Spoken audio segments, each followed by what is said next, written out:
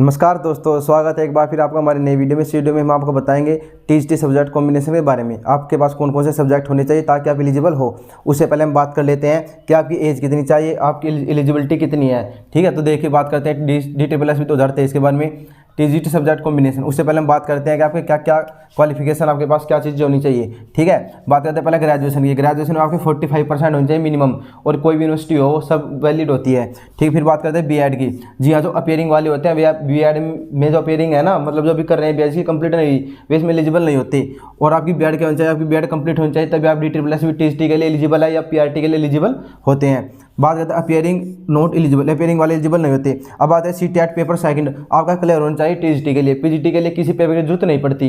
ठीक है, बात करते हैं फॉर जनरल के 90 मार्क्स चाहिए। जो आप SC ST OBC होते हैं अदर स्टेट के, जैसे कि दिल्ली वाले हैं, हम यूपी से, अगर हम यूपी वाले फार्म भरेंगे ना वहाँ पर, तो हम उसमें जनरल में काउंट होंगे, ना कि SC ST OBC में काउंट होंगे। तो इसमें हमारे मार्क्स कितने चाहिए, CTET सेकंड पेपर में 90 मार्क्स चाहिए भरने के लिए फार्म को।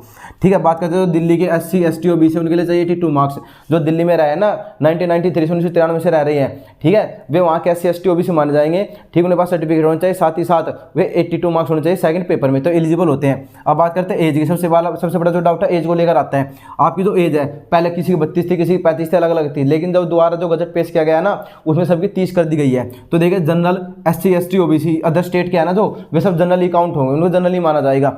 तो उनकी एज कितनी चाहिए, उनकी एज चाहिए 30 ईयर्स, समझिए ना, 30 साल। आपकी मैक्सिमम जो एज है 30 साल। ठीक है, 30 साल चाहिए फॉर्म भरने के लिए। फिर आपकी जो एज है वो अप्रैल से काउंट होगी। आप खुद देख लेना, बहुत से कमेंट आए मेरे पास कि सर मेरी एज जितनी है तो मैं एलिजिबल नहीं हूँ, तो आप अपनी एज कैलकुलेशन निकाल के देख लेना कितनी बैठ रही है, आपके अप्रैल से एज काउंट होगी। समझ गए ना। अब बात करते हैं SC ST, 5 वर्ष की छूट दी जाएगी, लेकिन कौन सा, जो दिल्ली से है, जिनके पास सर्टिफिकेट है, जो दिल्ली से SC ST OBC है। और OBC को 3 वर्ष की छूट होती है, जो 1993 से दिल्ली में रह रहे हो, सर्टिफिकेट भी हो, यानी जो 1993 से दिल्ली में रह रहे हैं, ठीक है, वे OBC हो, साथ ही साथ उनके पास क्या सर्टिफिकेट हो, वे ही इसके एलिजिबल है।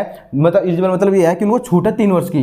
ठीक है, वरना सभी के लिए क्या है, सभी को जनरल माना जाएगा, और 30 वर्ष उनके फॉर्म भरने की। समझ गए ना। अब बात करते हैं सब्जेक्ट कॉम्बिनेशन के बारे में। तो सब्जेक्ट कॉम्बिनेशन की बात करते हैं तो देखिए, सबसे पहले जरूरी है कि हिंदी पढ़ा हो आपने 8 क्लास तक, ये बहुत जरूरी है, या फिर 9 से 12 तक। अगर आपने हिंदी नहीं पढ़ा है 8 क्लास तक, या 9 से 12 भी हिंदी नहीं पढ़ा है, तो आप इसके लिए एलिजिबल नहीं है, तो आपको कोई जरूरत ही नहीं है फट मारने की।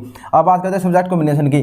नेचुरल साइंस और फिजिकल साइंस दोनों के लिए सेम ही है। देखिए क्या क्या है, ठीक है, देखिए physics, chemistry, bio, botany, zoology. इसका मतलब ये है, या तो आपके पास क्या होना चाहिए फिजिक्स, या क्या हो केमिस्ट्री, या क्या हो बायो, या बॉटनी, या जूलॉजी। ये ऐसे या यानी कोई भी एक सब्जेक्ट हो इनमें से। ठीक है, फिर बात करते हैं सोशल साइंस की। सोशल साइंस के लिए आपके पास history, polity, business studies, geography और साइकोलॉजी, ये होने चाहिए। आपके पास एलिजिबिलिटी है टीजीटी SST के लिए। अब बात करते हैं आगे, टीजीटी हिंदी इंग्लिश के लिए क्या है भाई, BA में कम से कम 2 साल आपने हिंदी या इंग्लिश पढ़ी हो, कोई ना कोई एक। ठीक है, ऐसी टीजीटी हिंदी, ऐसी टीजीटी इंग्लिश, कोई भी 2 साल पढ़ी हो आपने। टीजीटी मैथ के लिए आपने ग्रेजुएशन में कम से कम 2 साल क्या पढ़ाओ, मैथ पढ़ाओ। भले आपने BA कर रखी है, लेकिन आपने 2 साल मैथ पढ़ा तो आप एलिजिबल हो। समझ गए ना। अब बात करते हैं आगे, ये नहीं है कि बस सिर्फ ये फिजिक्स ही चाहिए, केमिस्ट्री चाहिए। ठीक है, तो क्या चाहिए फिर, एक क्वालिफिकेशन हो रहा है, क्या है कि 2 सब्जेक्ट मिनिमम, जिनमें से एक क्या हो, एक इलेक्टिव हो। अब इलेक्टिव क्या होता है, इलेक्टिव मतलब होता है जो आपने चुना हो। ठीक है, जो हमने अपनी मर्जी से लिया कोई सब्जेक्ट, वे कौन कौन से होते हैं, वे ये है, ये देखिए इलेक्टिव सब्जेक्ट कौन कौन से हैं, क्या क्या, इंग्लिश, एक क्या मैथमेटिक्स, ये क्या नेचुरल साइंस, और फिर क्या सोशल साइंस। इनमें से कोई सब्जेक्ट आपने एक पढ़ाओ। ठीक है, इसका मतलब ये देखिए, अगर आपको नेचुरल साइंस का फॉर्म भरना है टीजीटी का, तो आपको क्या करना पड़ेगा, एक तो आपके पास इनमें से सब्जेक्ट हो, इलेक्टिव सब्जेक्ट का ना 2 सब्जेक्ट मिनिमम, जिनमें से एक क्या हो, एक इलेक्टिव हो, जो आपने चुन रखा हो कोई भी अपनी मर्जी से।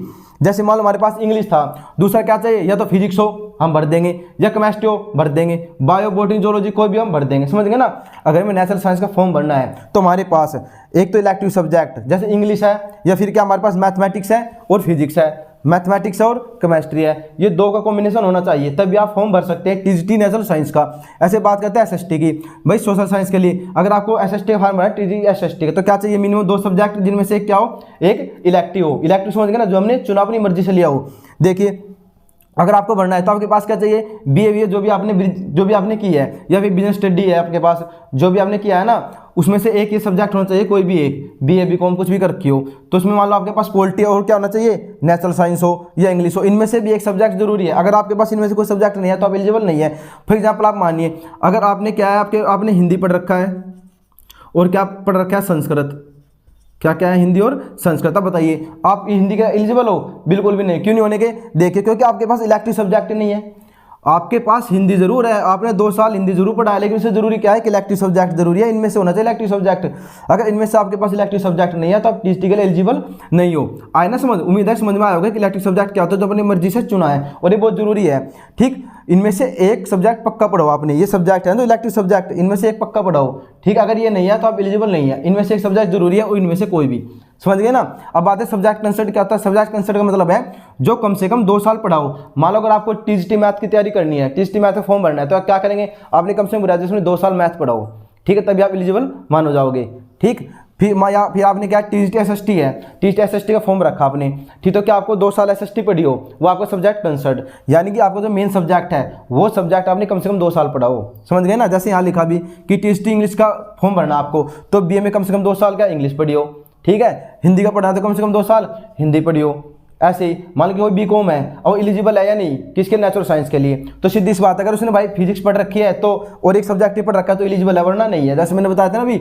अब मान लो किसी ने हिंदी पढ़ी है बीए में और क्या दूसरा संस्कृत है, तो बताओ इस सब्जेक्ट में से है कोई, इलेक्टिव सब्जेक्ट में से कुछ नहीं है ना, तो एलिजिबल नहीं है वो टीचर फॉर्म ही नहीं भर सकता। आए ना समझ में। ठीक है, उम्मीद है समझ में आपके आया होगा कि सब मिनिमम 2 सब्जेक्ट होने चाहिए, और सब्जेक्ट कंसर्ट का मतलब होता है कि आपने वो सब्जेक्ट 2 साल पढ़ाओ। सब्जेक्ट कॉम्बिनेशन आपके समझ में आ गया। अगर फिर भी कोई डाउट रह जाता है तो आप वीडियो कमेंट में करके मैं बता सकते हैं आपको क्या डाउट है किसी से भी संबंधित। ठीक है, उम्मीद है वीडियो अच्छी लगी होगी। मिलते हैं नई वीडियो के साथ बहुत ही जल्द। जय हिंद, जय भारत।